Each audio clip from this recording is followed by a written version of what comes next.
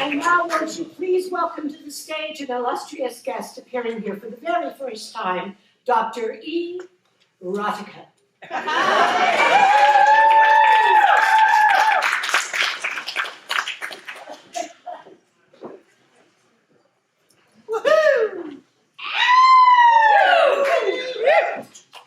Hello, everybody. Hi, I'm Dr. E Rotica. You can call me Erica. I'm not actually a doctor, although if you want to play doctor later, we can. I just have a doctorate. I have a PhD in what's sexy. And so I'm here today returning to the stage actually, to read to you an excerpt from my newly published hypothesis, Redefining Mindfuck. An experiential hypothesis. In it, I propose that we reclaim the word mindfuck, or like mind sex, mind love, when we open up our minds to a thought that has the potential to liberate our bodies. I'm not gonna ram my idea down your throat, don't worry. Like so much discourse today, no, I'm going to slip my idea into your mind. Gently. Do I have your consent? Wonderful, so definitions. Fuck. Noun and verb, you should all be familiar. Sex, intercourse, this can involve any parts. Penis and vagina, penis and anus, tongue and vagina, etc. For our purposes, the touching of an erotic body part or penetration of one body part into a space that would otherwise be considered sacred or very, very personal. Something of mine into something of yours.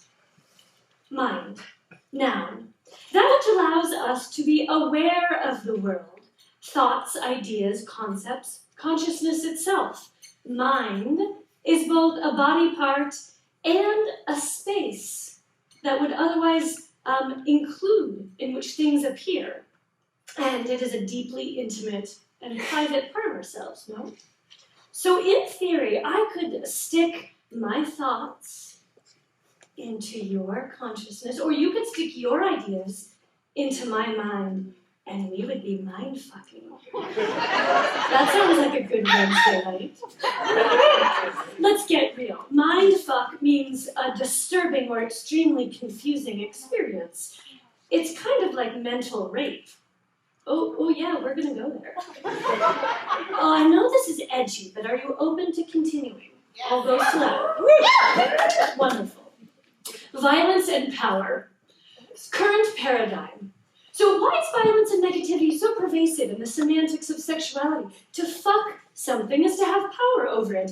Is sex ultimately about power? If that were the case, we'd see a lot more politicians fucking. So anyway, what is sex about? If sex were about love, we'd fuck our friends. Some of us do. If sex were about procreation, we'd see complete celibacy among our LGBTQIA+ community, and that ain't happening anytime soon.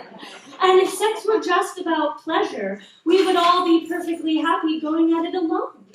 I mean, that would make those of us who are single be a whole lot easier. Or those of us who are coupled.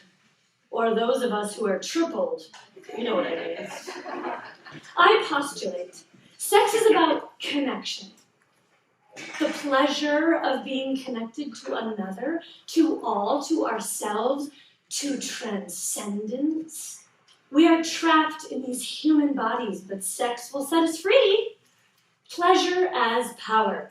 Did you know that the human female is the only animal capable of multiple orgasms and the only primate to go through an earlier menopause? All other primates can continue to menstruate and reproduce pretty close and up until the day they die.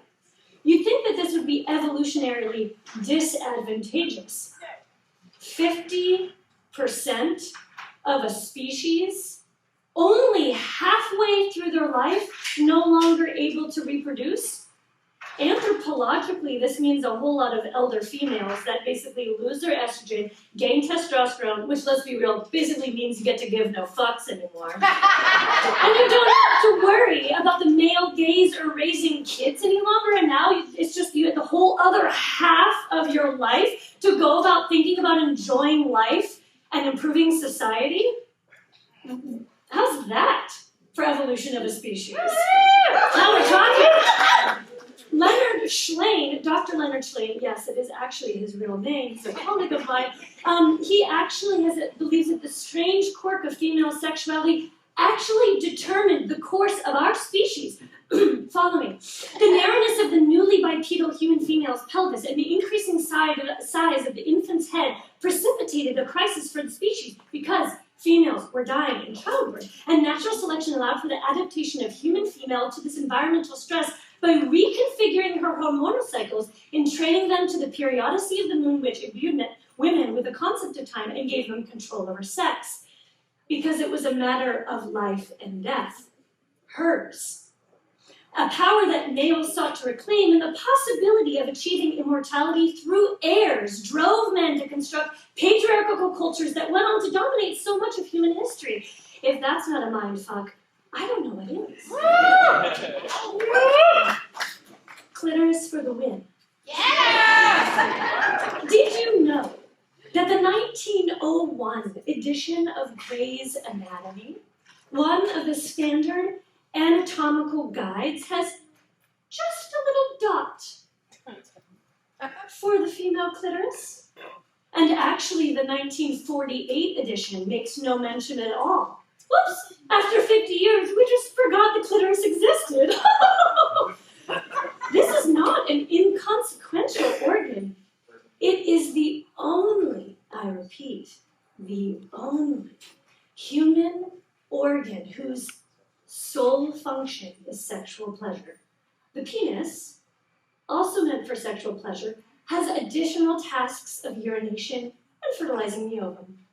The clitoris, were those sexy words all put together? Did you like that? The clitoris is more than meets the eye. Nerve endings actually connect deep inside the pelvis, the anus, the vaginal wall. My clitoris is actually, anatomically, about this big.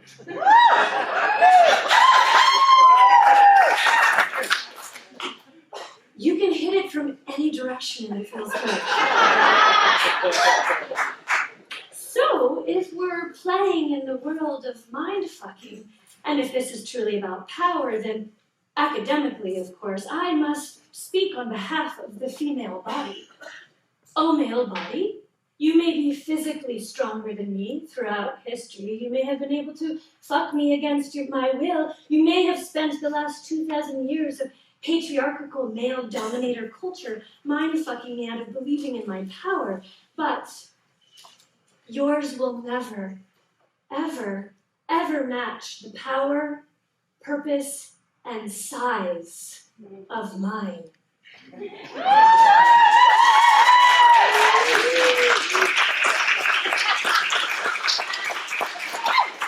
All hail the clitoris.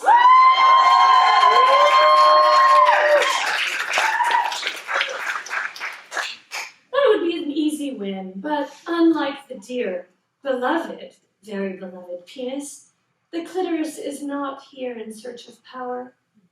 The clitoris is here for other purposes, because if sex is about connection and the clitoris is about pleasure and connection equals freedom and liberation, then the clitoris is here to liberate the world. And that, my friends, is an idea I hope you can get down with.